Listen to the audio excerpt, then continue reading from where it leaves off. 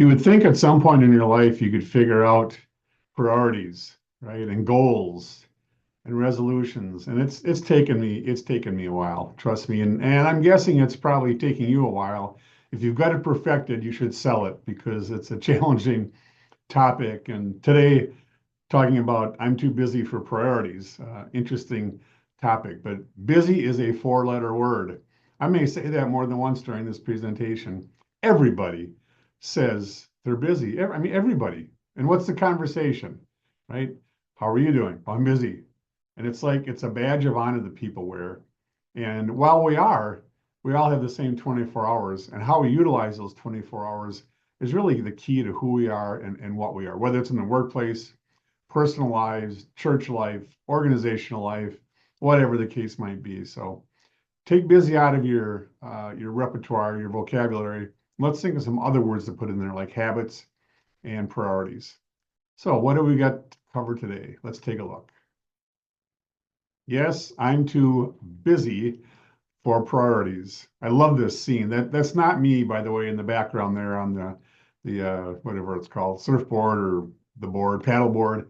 I wish it was me. I've tried it and I've fallen more times. Well, the percentage of time I was in the water instead of on the board was much greater, which is not the whole purpose. So it's fun. Give it a try if you haven't.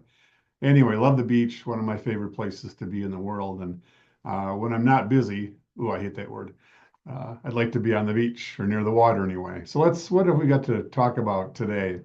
First of all, I want to share just a couple of things I'm a member of. I'm a member of the Wisconsin Veterans Chamber of Commerce. I'm a member of a local chamber of commerce here, Mosinee Chamber. I'm a member of SHRM, Society for Human Resource Managers, also part of the John Maxwell team. I'm certified in DISC consulting, and I'm also DEI certified. So just a couple of things to prove that I'm not just any old numbskull here trying to promote myself on YouTube and through video. So let's see what we got. Oh yeah, geez, right? We're going to unveil the word busy, B-U-S-Y. Get it out of your vocabulary. It's like talking about the weather, right? When you say something. So can we just get to something important? The weather is what it is. Today it's a sunshiny, beautiful day here in central Wisconsin. It's always 76 degrees. Well, maybe not, but it's a beautiful sunshiny day anyway. But let's forget about that. We know there's weather. We know we're busy. So let's move on. Let's get to something a little bit more constructive. I love the game of basketball. Been a part of it pretty much my whole life, or at least since seventh grade on a competitive level, and done a lot of coaching, collegiate level, high school level, all the way down to third grade, and really love the sport. And it's not the sport itself, it's what you can get out of the sport. And that's a whole other video. We'll talk about it. But excellence is a habit. So how are we going to get to that excellence? What habits are we going to create? Well, think about, what did you do when you woke up this morning? What's the first thing you did in the morning? What's the first thing you do in the morning? So when my alarm rings, when I set it, even when I don't set it, when I get up, the first thing I do is I open up my Bible app. Doesn't make me any better than you. It's just what I do. I have a strong faith. It's what I believe in. You have a certain way of starting in the morning, but evaluate that. That's where your habits start, first thing in the morning. So what are you doing? I've now developed several habits, and I'm not perfect. I'm looking in the mirror and needing help just like you do, but I've developed the habits that are going to help me get off to a better start. So I can follow my core values of optimism, trust, honesty, enthusiasm, and teamwork. So I can live to those core values. So I can be positive. So I can control my attitude. So I can focus on positivity in my life. Think about, how do you start your day? And maybe there's some shifts right away you can start with your habits that can help you get to your priorities and then ultimately achieve your goals. So we got a little commercial here. I do have an ebook out. Love to have you have it. It's a complimentary ebook, The 7 Deadly Habits Every Great Leader Avoids. You can scan on the QR code. You can go to www.toddkukan.com/guide and grab your free copy of that. Hope you take advantage of it. That's swirling around, isn't it? So oftentimes we think that life is a teeter-totter. It's this life-work balance, back and forth.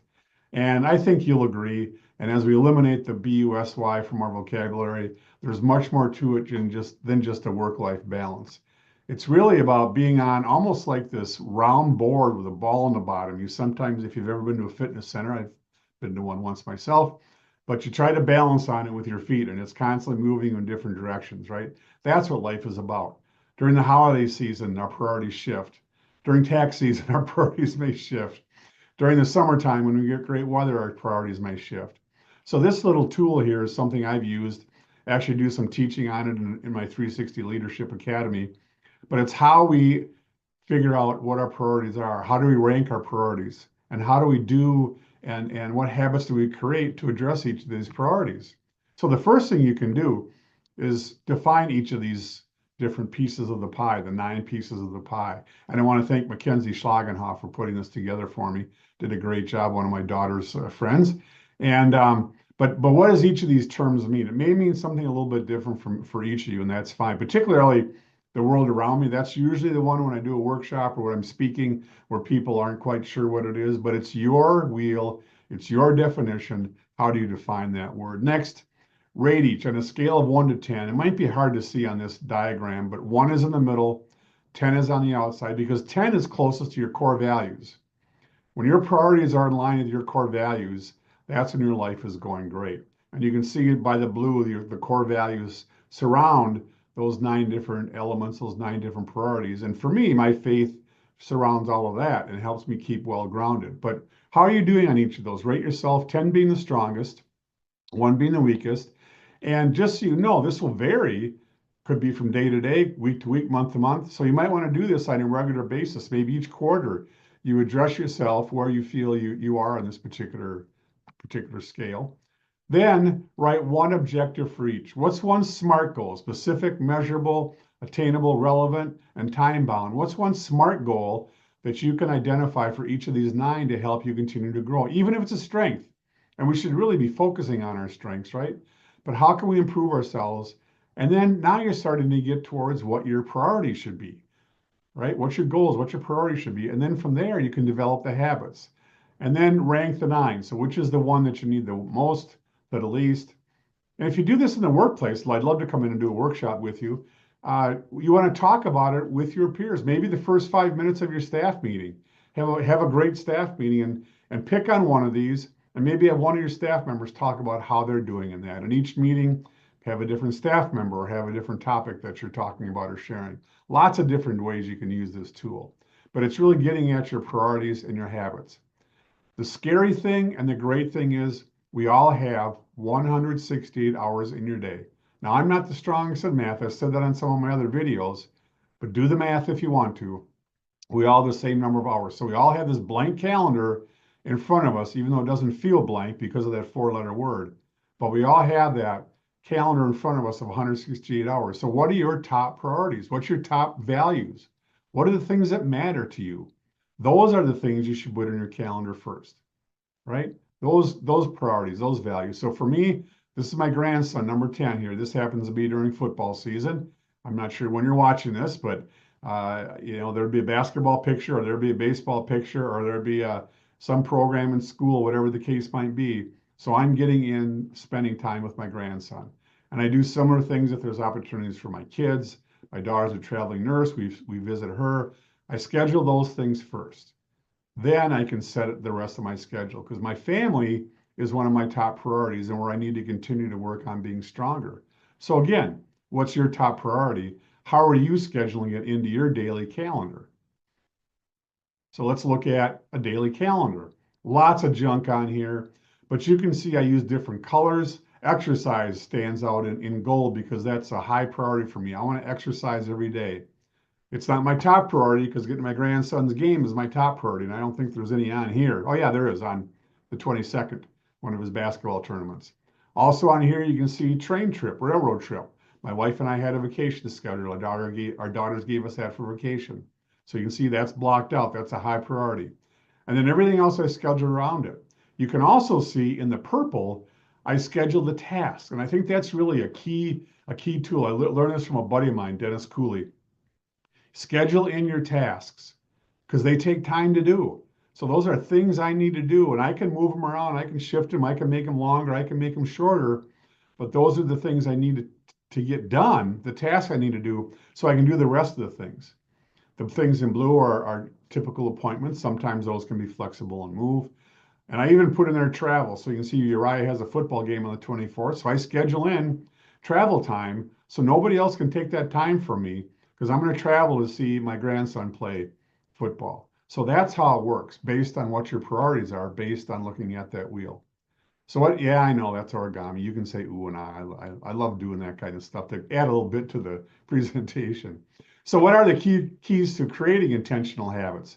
First of all, you have to know your core values. You have to know who you are. If you don't know who you are, how the heck are you going to create habits? How are you going to schedule things in your life? You have to know where you need to grow. And that's your priorities for productivity, that exercise we did earlier on in the video. Know where you need to grow. That's all about leadership. And leadership grows daily, not in a day. So it's an ongoing aspect to your development. Accountability with consequences. I've got one accountability group. There's 3 of us on the call. We're all Maxwell team members. And every month we get together, we set goals, we report weekly. And at the end of the month, if we don't hit our goals, we've got accountability with consequences. We have to give each of the other 2 people $50, typically in an Amazon card, although I'm not promoting Amazon. All right. We all live in different communities. One's in Arizona, one's in Texas, and I'm here in Wisconsin. But accountability with consequences. Make small adjustments, and those will add up to significance. So often we create these amazing, large, huge, big, hairy, audacious goals, whatever the heck they're called. I want to earn $5,000 a week speaking. Well, that's great. That could lead to a great life, the start of an even better life. I could donate more money to different organizations, but that's huge. So what are the little things? What are the small adjustments I need to make? I need to apply for speaking opportunities. So I set different goals throughout the year to make so many applications. I need to reach out to people. I need to network. What are the little things I need to do to get to that goal? I can't control who hires me. I can control, though, what I present to people, how I present that to people. That's where I can make a difference. So you have to make those small adjustments. Create the optimum surroundings, whether it's your office place. I love where I am at. I'm in the lower level of our house. I've got a big egress window. I can see the weather outside. I've got plenty of space in here. I can record. I can bring in a background, whatever the case might be. But what are your optimum surroundings for your habits? Work on mindset and define your challenges and then attack those head on. What are the habits I need to create to change those challenges, to turn those into something positive? How do I need to expand my mindset to get through my comfort zone, be willing to take risks, and even be willing to fail? I'm pumped up, sorry. Build habits on other habits. So as you saw on my calendar, one of my habits is exercise. Another one is reading. So what do? I read while I'm on the stationary bike. Simple as that. Some days I'm on 15 minutes, some days I'm on 30 minutes because I do some lifting in between, or on the day I do 15 minutes. But I pile habits on habits to make even better use of my time so I can get those done, I can get those accomplished. Celebrate your accomplishments.